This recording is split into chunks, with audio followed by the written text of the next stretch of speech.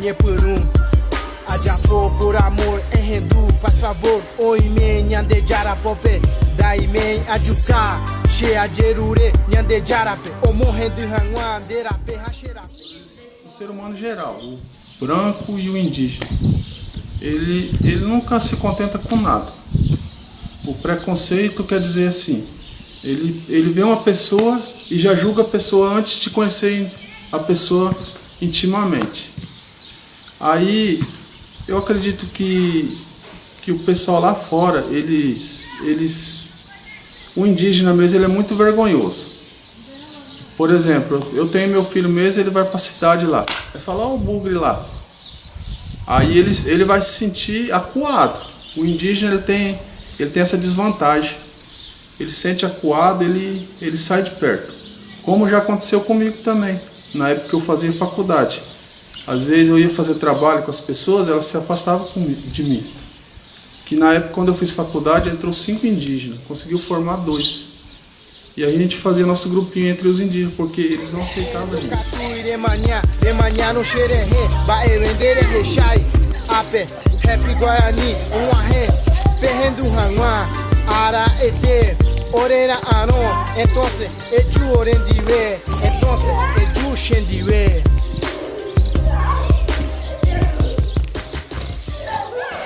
Os índios, como qualquer grupo humano, não são todos iguais. Então, existem índios bons e índios não tão bons assim, assim como existem japoneses bons e japoneses não tão bons assim.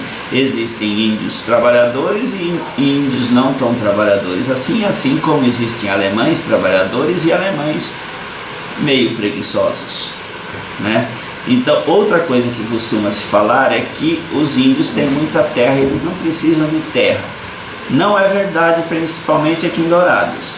A reserva indígena tem pouco mais de 3.000 hectares. 3.000 hectares, onde tem quase 20.000 índios lá, e se você fizer uma proporção, 20.000 índios dividido por 3.000 e poucos hectares, vai dar menos de meio hectare para cada índio.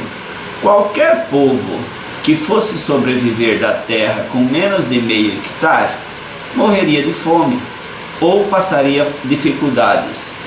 Os japoneses não teriam condições de trabalhar em pouca terra assim. Alemães, italianos, brasileiros, mineiros, paulistas, ninguém tem condição de trabalhar com tão pouca terra. Existem fazendeiros em Dourados que um só tem 17.000 hectares. É muito mais do que todos os índios juntos. Aí fala, mas e por que eles não trabalham em outras coisas? Mas e qual é a oportunidade que se dá aos indígenas? Aonde você vai encontrar o preconceito. Eu acho que, eu não sei se o preconceito já vai acabar, mas eu não sei, mas se acabasse, eu ia ficar muito feliz se o preconceito acabasse, porque tem muitos não índios que quando a gente vai na cidade, ou fazer uma faculdade, rir de você, te olham com jeito nojo, que você parece bicho. Eu acho que se o preconceito acabar, eu acho que o mundo ia ficar muito melhor, não ficar com essa indivíduos que a pessoa é diferente de outra pessoa. Sempre houve aqui na escola que todos nós somos seres humanos, a gente não somos diferentes, a gente somos todos iguais. Eu acho que se o preconceito acabasse, eu ia ficar muito feliz.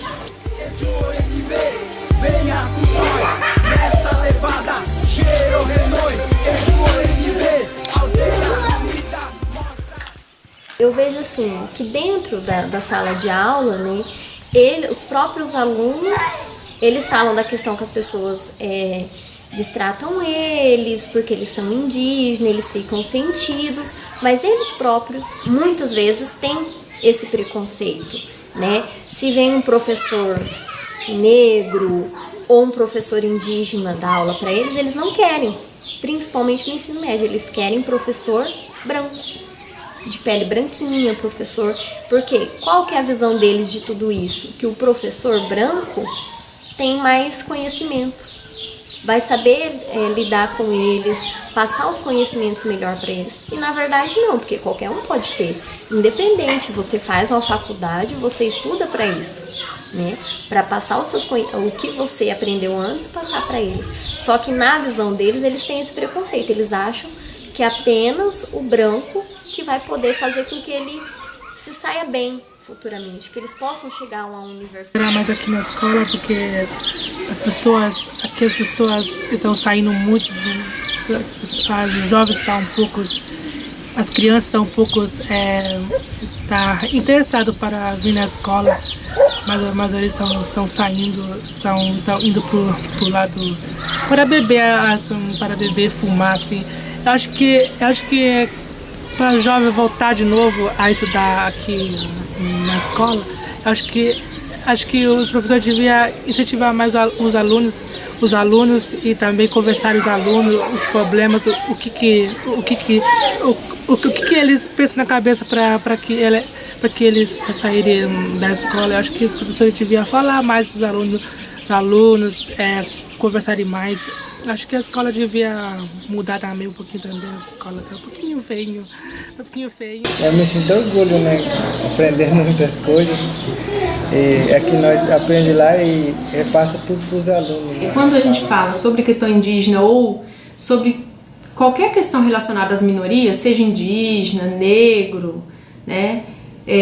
Sem terra, é interessante a gente parar para pensar, você que está ouvindo também, em qual concepção de indígena você tem, né, quando se fala em indígena, ou índio, como as pessoas costumam dizer, né? Qual que é a concepção que vem à cabeça? Aquela concepção ainda do indígena de 1500, né? Porque nós vivemos num município que tem mais de 15 mil indígenas, e ainda nós ouvimos pessoas que dizem que em Dourados não existe indígena. Então nós temos uma das maiores reservas indígenas do Brasil, se não a maior reserva indígena praticamente urbana, né, que já está ali no perímetro urbano de Dourados. E as pessoas insistem em invisibilizar essa comunidade, né? Então, quando perguntam quem é o índio? Onde você vê índio? Qual é a resposta que alguns nos dão? Na aldeia. E nós sabemos que hoje, na região de Dourados, a maioria dos garis, por exemplo, são indígenas, né? Nós temos hoje doutores, professores mestres na Universidade Federal da Grande Dourados que são indígenas, médico, funcionários da prefeitura. Nós temos um representante, um vereador indígena na cidade de Dourados, o primeiro vereador indígena da cidade de Dourados, enfermeiros que muitas vezes vão atender você no Hospital da Vida e que são indígenas. Eu trabalho aqui na aldeia já desde 2010, né? E as turmas que eu trabalho, dessas turmas de 2012, tem duas alunas, ex-alunas nossas do ensino médio, a Ivanusa e a Cléia. A Cléia já está fazendo letras, né? E a Ivanusa faz o TECO. Inclusive a Ivanusa é aluna, é professora aqui na escola, ótima professora, muito responsável. Então eu vejo assim que inserir o ensino médio, a extensão de Vila Vargas, né, aqui dentro da aldeia foi uma ótima opção, porque fez com que eles chegassem a uma universidade. Até então, eram poucos aqui da aldeia Panambizinho que tinha essa possibilidade de chegar até a faculdade, né? Acredito que eu percebi, depois de 2010 para cá, já houve um grande avanço de vários alunos nossos do ensino médio que chegou à faculdade. Tem várias outras, né, que a Patrícia, que também está na faculdade. E aí a gente percebe o quê? Que o ensino médio estando dentro da aldeia foi clareando, foi melhorando a visão deles enquanto a escola. Porque assim, eles são bem compromissados com a vida deles na escola, só que eles não tinham assim, eles achavam assim, só estudando aqui na aldeia indígena, fazendo até o nono ano estava bom. E a partir do momento que teve o ensino médio, eles tiveram uma visão mais ampla. Eles viram que eles poderiam chegar a uma faculdade, a fazer um TECO, a serem professores, porque na verdade qual que é a intenção deles? Terminar o ensino médio, acabar com os professores brancos, que a grande maioria dos professores aqui, tanto do fundamental quanto do ensino médio, são brancos. Então eles começaram a ter uma visão que eles deveriam estudar, melhorar, para que eles mesmos comandassem aqui dentro da escola deles, no ambiente escolar, né? Então até então, que hoje já tem uma professora da língua kaiowá no ensino médio, mas o restante todos são brancos. E agora, com essas alunas inseridas na faculdade, elas podem tomar o nosso lugar, né? E devem, porque aí elas vão saber trabalhar melhor com a cultura. Nossos alunos, eles têm muita dificuldade em aprendizagem, isso realmente é um fato. Só que é um fato compreensível, porque a educação escolar indígena é algo recente, é algo novo. A escola onde eu trabalho, onde eu leciono, a escola tem 12 anos apenas. E se falando, quando se fala em educação, 12 anos é algo muito pequeno, é algo muito novo. E para os indígenas, principalmente para os indígenas kaiowá, da aldeia de Panamizinha, a escola ainda não tem um valor internalizado, porque a escola não é apenas um local onde a criança vai aprender a ler, escrever, a ter a formação pedagógica, mas a escola na aldeia é algo muito além, faz parte do cotidiano, faz parte da família, então tudo gira em torno da escola. Infelizmente, a mídia tem um poder muito grandioso de manipulação às pessoas. E essa manipulação, ela vem sempre de forma negativa. Pois como vocês podem analisar, sempre quando tem uma notícia em relação às aldeias, quase sempre é algo de tragédia, é algo violento, é algo que mostra uma realidade negativa do local. Dentro das aldeias existem sim alguns trabalhos bons, alguns trabalhos sérios, alguns trabalhos que devem ser valorizados, mas que infelizmente não são valorizados, nem pelas pessoas, nem pela mídia. O que se ouve muito é aquela questão da demarcação de terra, que é uma problemática que a gente vem enfrentando até os dias atuais. A questão da demarcação de terras, onde há um conflito muito intenso entre os indígenas e entre os fazendeiros, nos dá uma sensação de querer poder fazer mais e não conseguir. Principalmente porque, como eu vou frisar novamente, a mídia, ela impõe algo que é irreal. Então, existem fotos que até hoje circulam em relação a um lado produtivo e a um outro lado que não é produtivo, é um lado produtivo de monocultura, de um lado capitalista, que é os fazendeiros, e do outro lado a aldeia, onde só tem, na visão daqueles que não conhecem a realidade, apenas mato. Só que o que acontece? Os indígenas, eles não são capitalistas e eles não querem isso para a vida deles. Então eles plantam sim, eles cultivam o seu próprio alimento sim, porém não de uma forma como a sociedade quer enxergar, que é dessa forma capitalista, que visa o dinheiro acima de tudo, que visa o desmatamento, que visa somente lucro pessoal. Então os indígenas, eles produzem em pequena escala somente para sua sobrevivência. Se formos analisar, fazermos uma visita dentro das aldeias, a gente vai conseguir comprovar isso. Porque em cada casa tem a sua própria plantação, que vai subsidiar, que vai saciar a fome daquela pessoa, daquela família, em um pouco espaço de tempo, não uma visão capitalista, conforme eu já disse. Além disso, a mídia coloca muito a questão da violência, da prostituição e das drogas. Porém, quando se fala em área Ok, na área indígena é um local menor, onde quando algo acontece, tem uma repercussão muito maior do que quando a mesma coisa acontece na cidade. E isso é uma forma muito injusta de ver as coisas, porque como é uma população menor, é uma população que está num ambiente mais fechado, mais reservado, parece que a questão toma uma forma muito mais ampliada. E isso é algo bastante injusto que deve ser revisto pela sociedade. Venha com nós nessa levada. Cheiro renoi, edu orendive. Aldeia unida, mostra a cara. Jaha nhandequeira de aguatá. Jaha nhandequeira de auá. Jaha de achuca caraípe. Xerra e homem em coporã. Desde que houve a colonização, desde que as florestas foram devastadas, porque em Panambizinho, quando os fazendeiros eles estavam naquele local, eles devastaram praticamente o local todo, deixando hoje, depois que os indígenas retomaram a terra, deixando aquele local praticamente sem vegetação nativa. E isso obriga os indígenas a conviver como as pessoas da cidade, praticando comércios, comprar, revender, enfim.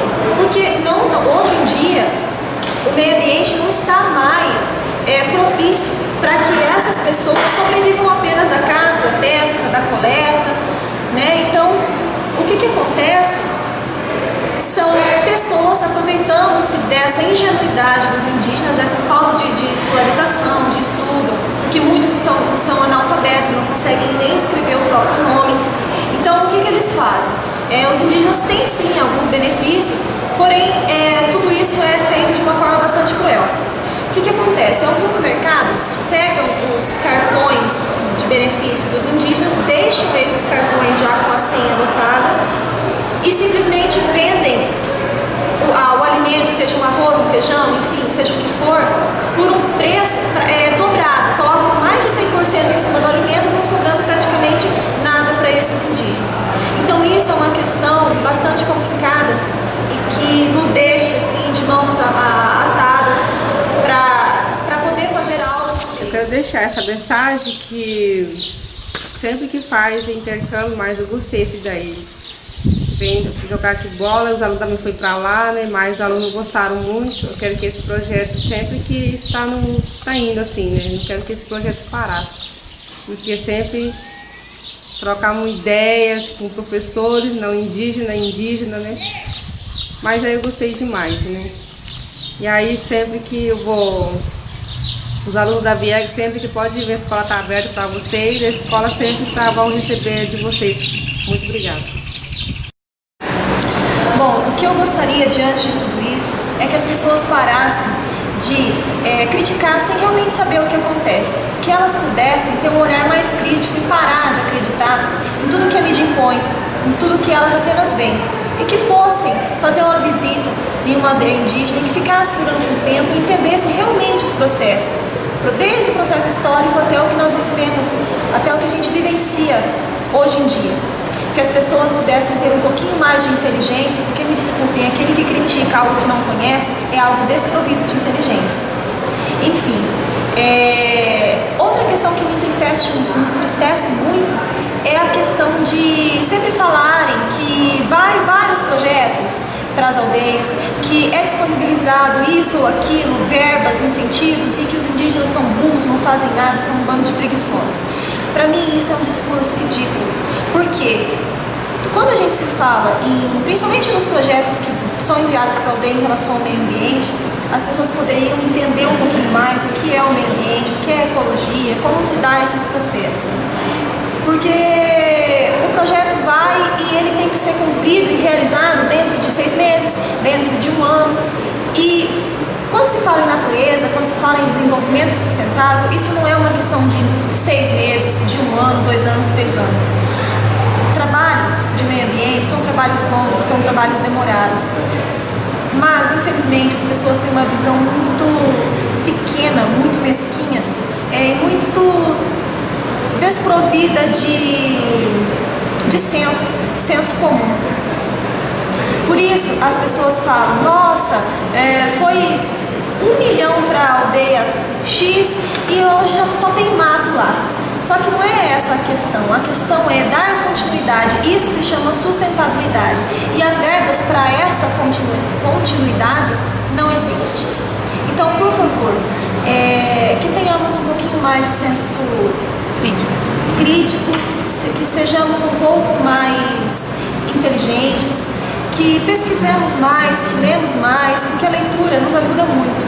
Não só a leitura, mas aqueles que pensam que dentro das aldeias só existe cachaça, só existe prostituição, só existe coisas negativas, eu convido a você a nos fazer uma visita, assistir um pouquinho das nossas aulas. E para aqueles que chamam os nossos alunos de burros, que eles não sabem falar direito, eu quero dizer que as coisas não se resumem a esse mundo que tem na cabeça de vocês, porque nossos alunos, nossas crianças são guerreiras, porque elas nasceram num lugar onde existe muita pobreza, onde há muita falta de alimento, onde falta muita infraestrutura, onde não existem uma estrutura adequada para o aprendizado, onde as mães que estão gestantes, elas passam por necessidades tão grandiosas e que as crianças acabam nascendo já com algumas deficiências, e isso dificulta o ensino-aprendizagem para aqueles, é claro, que entendem um pouquinho, sabe, que desde a gestação a criança ela já precisa de ser, a mãe já tem que ter uma alimentação saudável, uma alimentação adequada para que essa criança se desenvolva, desde a barriga da mãe até a sua fase adulta. Que o esforço recompensa. Todos os nossos esforços recompensam. Tchau.